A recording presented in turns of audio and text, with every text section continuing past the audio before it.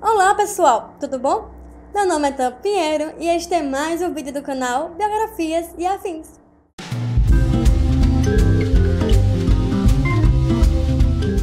A resenha de hoje será sobre o livro Robbie Williams, a biografia de Emily Ebert. Emily é uma jornalista e autora best-seller que mora em Londres. Ela já escreveu livros sobre Lady Gaga e Bruno Mars, por exemplo. Eu vou falar sobre esse livro também por ser fã do Robbie Williams, sabe? Mas esse livro também tem ligações muito pessoais e emocionais para a minha vida. Para quem não conhece, Robbie Williams foi um ator e comediante americano. Nasceu lá em Chicago em julho de 1951. Eu não sei se muitos sabem, mas ele chegou a falecer já em agosto de 2014. E a causa da morte dele foi o que chocou o mundo inteiro. Mas eu vou falar dela daqui a pouquinho, tá bom? O livro começa com depoimentos de personalidades do mundo da arte em geral, falando sobre o Robbie Williams, após saber da morte dele, sabe? E eu queria destacar um depoimento em específico, que é o da cantora e atriz Cher. Por quê? Além de eu gostar muito da Cher também, mas ela consegue resumir em pouquíssimas palavras o tema, todo o plano de fundo do livro e da história de vida de Robbie Williams. Ele era um homem doce, adorável, estava sempre em alta voltagem, a mente sempre funcionando. Ele era assim. Eu entendo, muitas vezes quem vive tão alto tem um lado mais baixo, tão triste. A morte dele, para quem não sabe, a causa oficial foi suicídio por asfixia. Ele foi encontrado morto em sua casa, que fica em uma cidade aos arredores de São Francisco, na Califórnia. E é isso que muita gente ficou impressionada com a morte dele. Porque, como um cara tão divertido, um cara que arrancou gargalhada de tanta gente como eu, várias pessoas de várias gerações, pode ter um fim tão trágico. A autora, a Emily, tenta nesse livro dar respostas a este porquê. Porque ele se matou, porque ele estava deprimido, talvez, porque ele estava doente, porque ele estava em decadência financeira, que é levantado esse ponto no começo do livro. Já no capítulo 2, a autora, a Emily, começa a falar sobre a infância, o começo da vida do Robbie Williams. Ele era filho de um ex-modelo e um executivo da Ford, empresa de automóveis. E era um menino muito gordinho, muito tímido, e por isso sofria bullying no colégio, com os amigos, enfim. Quando ele cresceu, saiu do colégio, ele foi fazer faculdade, universidade, em ciência política. Nada a ver, né, minha gente? E ele só cursou o primeiro semestre e saiu. Não viu que não era pra ele, lógico. E aí ele conseguiu, enfim, uma bolsa de estudos para a Juilliard, que é uma universidade conhecidíssima lá nos Estados Unidos e mundialmente, por formar grandes estrelas, tanto no mundo da arte, do cinema, da TV, da comédia, enfim. Ele conseguiu essa bolsa de estudos, só 20 pessoas conseguem essas bolsas de estudos por ano. Ele foi uma dessas pessoas e lá na Juilliard ele conseguiu entrar em um programa avançado para atores. Só 2 pessoas conseguiram entrar nesse programa.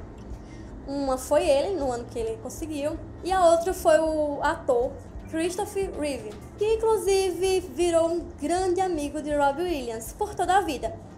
Pra quem não tá ligando o nome à pessoa, ele foi um dos Supermans no cinema.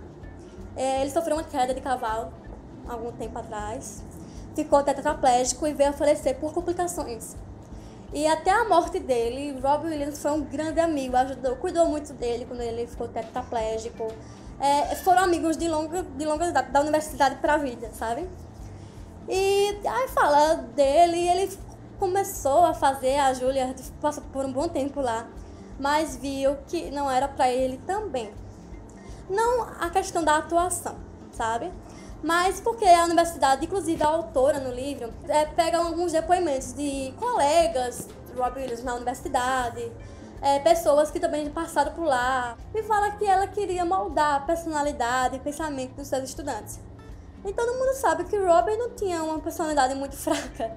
Ele era muito elétrico, muito selvagem, tinha uma personalidade muito forte, então acho que ele não aguentou, né? E foi aí que ele começou a fazer stand-ups e conhecer diversas pessoas no mundo da comédia, e fazer grandes amizades, e manter contatos importantes. Ele conheceu sua primeira mulher, mas também conheceu um submundo bem obscuro, o mundo das drogas e do álcool.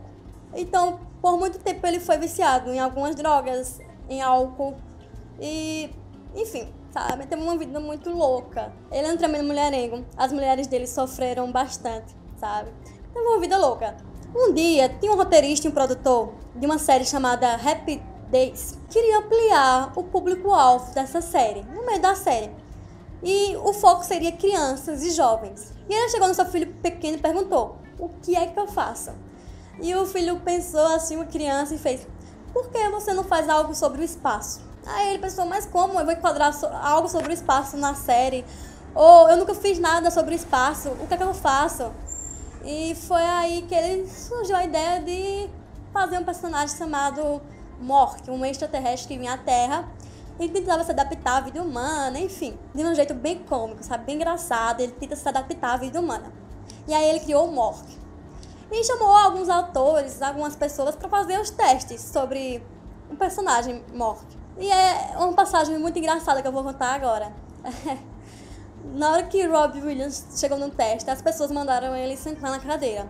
E ele, sabendo, muito inteligente, né? Sabendo que o personagem era um extraterrestre, que não conhecia muito sobre a vida humana, em vez de ele sentar normalmente, como a gente, né? Ele encostou a cabeça na cadeira. E aí as pessoas perceberam que é uma pessoa muito engraçada e uma pessoa que realmente conseguia se adaptar com facilidade. E o Mork, do Robbie Williams, participou de um episódio na 5ª temporada da série Happy Days.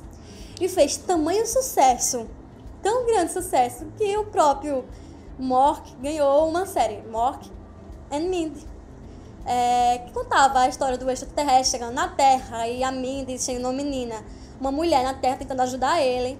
Enfim, e foi aí que a carreira de Robbie Williams começou a deslanchar. Em resumo, o Robbie fez vários grandes sucessos do drama, do romance, de histórias cômicas e divertidas e alegres. Ele fez filmes como Um Bom Dia Vietnã, Jumanji, como eu já falei, que é um dos meus preferidos dele, Patty Adams, O Amor é Contagioso, Amor Além da Vida, que é outro filme que eu amo de paixão. E eu acho que tem na Netflix. Eu assisti recentemente lá. Eu não sei se quando você assistir esse vídeo, eles vão tirar no catálogo, eles já tiraram, enfim. Mas eu amo esse filme. Fala sobre vida após a morte. Robbie Williams foi indicado algumas vezes ao Oscar. Eu acho que foi 3 vezes. Mas ele só ganhou uma vez, que foi na categoria de melhor ator coadjuvante. Infelizmente, ele nunca ganhou em uma categoria principal, como ator principal, né? Lógico. Mas ele ganhou pelo filme Gênio Indomável, que fazia um psiquiatra que cuidava do personagem principal, vivido por Matt Damon. E ele fez vários outros filmes bem interessantes, filmes comerciais, filmes populares, filmes mais profundos. Sua carreira teve altos e baixos, como de qualquer outra pessoa no mundo da arte, entre outras profissões. Muitas vezes os baixos pontos na carreira dele, e se devia principalmente aos vícios dele e ao fato dele ser mulherengo. Ele teve 3 casamentos, o do meio durou bastante tempo, sabe?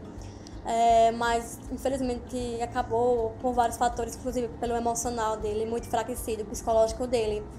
Já próximo ao fim da carreira dele, antes dele falecer, os filmes que ele participava não faziam muito sucesso. Eram filmes mais banais, tinham filmes bem interessantes, como um que foi lançado em maio desse ano, se eu não me engano, 2016, que foi o Boulevard, que ele faz o personagem que é homossexual. E pelo trailer, eu acho que não chegou no Brasil, pelo menos não na minha cidade, mas o trailer é bem interessante e bem intenso. Ele foi fazendo seus filmes, fez uma série, The Crazy Ones, que ele fazia um publicitário, dono de uma agência, e foi tocando a vida, estava casado com a sua última esposa. E aí aconteceu o que aconteceu, ele cometeu suicídio.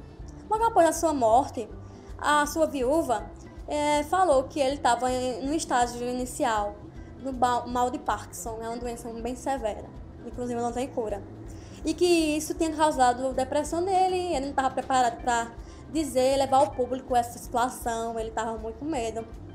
E diz que foi a depressão que fez ele cometer esse ato tão chocante. Tem um comediante também muito famoso, que era um grande amigo dele, Billy Crystal, que falou que um dos remédios que ele estava tomando para esse tratamento do mal de Parkinson tinha como efeito colateral pensamentos suicidas, depressão, pensamentos suicidas. E que teria sido isso a causa dele ter tido essa atitude muito radical, se matar. Aí, algum tempo depois, acho que um ano depois, mais ou menos, a mulher dele falou outra história. Falou que ele tinha um tipo de demência, uma doença que é um tipo de demência, e que isso causava depressão, e ele estava muito triste, porque ele estava muito frustrado com essa doença, essa demência prejudicaria a carreira dele, e que fez com que ele entrasse em depressão e se matasse. A causa oficial da morte dele, como eu já disse, foi suicídio por asfixia. Enfim, existem várias versões do porquê, do pra quê, de como ele chegou a essa atitude, de como ele tomou essa atitude no calor do momento, ou se ele já vinha depressivo. É bem complicado, sabe? A autora levanta vários pontos para explicar ao leitor, olha, aconteceu isso por isso, mas ela mesma não consegue. Se as pessoas próximas dele não conseguiam, imagina a autora, sabe? Ele deixou 3 filhos adultos, né? O Zelda, Zack e Code.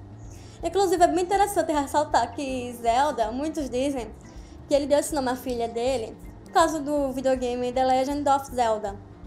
E dizem que ele era muito louco por videogames. Ele participava de vários fóruns na internet sobre esse assunto. Ele também adorava ciclismo, tinha coleção de bicicletas. De repente, uma pessoa tão vívida, assim, uma pessoa tão divertida, uma pessoa um comediante, uma pessoa que superou, que foi para reabilitação e saiu bem. Como é que ele se matou? Então, esse é o principal foco do livro. A autora tenta explicar o porquê, o caminho longo que chegou a ele ter depressão e a ser viciado em drogas e em álcool. Então, ele era um artista, tá? Uma pessoa muito conhecida, uma pessoa alegre, uma pessoa divertida, um comediante exemplar. Mas, como eu e você, ele tinha seus talentos, mas seus demônios. Então, isso prejudicou muito ele, sabe? Toda a sua vida foi bem agitada e bem conturbada. Eu lembro até hoje que eu tava falando sobre ele, que eu era fã dele, logo após a morte dele, lá no meu trabalho. E um colega, que é um grande amigo meu, chegou pra mim e fez, esse cara era muito prepotente. Muito se deve, inclusive, porque ele foi um talk show. E falou muito mal do Brasil, do Rio de Janeiro mais especificamente. Por que ele falou mal? Foi o seguinte, o Rio de Janeiro, a cidade do Rio de Janeiro, tinha acabado de ser escolhida como sede das Olimpíadas de 2016. As Olimpíadas desse ano. E ele falou, inclusive, que o Brasil, o Rio de Janeiro, só conseguiu ganhar essa disputa porque forneceu ao comitê que escolhe grande quantidade de drogas e prostitutas. Aí o povo, mas ele muito prepotente, ele fala mal do Brasil, mas minha gente, ele falava mal de todo mundo, inclusive dele mesmo, dos amigos dele. O humor dele era muito ácido. Às vezes, claro que ele exagerava, mas ele não tinha papas na língua, sabe? E vamos ser sinceros, o Brasil não é lá o melhor exemplo para o mundo, nação superpotente. O Brasil tem seu histórico com o tráfico de drogas até hoje e sempre tem um orgulho de exaltar a beleza das mulheres, mais do que o intelecto. Enfim, eu acho que ele não falou nada mais que a verdade, só de uma maneira que qualquer humorista falaria, inclusive humoristas brasileiros, como já falaram. Então não se prendam às piadas que ele já fez na vida, que ele falou, porque ele vai em algum momento machucar você, sabe? Porque são piadas bem ácidas, são apresentações bem energéticas, mas também bem inteligentes. Se você é da minha geração, eu tenho certeza que você gosta de pelo menos um filme dele, um trabalho dele. Então, realmente é um cara massa, mas um cara também muito complicado e com uma vida muito cheia de problemas. Então é isso, pessoal. O livro de hoje foi esse, tá? Robbie Williams, a biografia de Emily Ebert, foi lançado no final de 2014. Eu já comprei logo de cara. Recomendo se você é fã dele.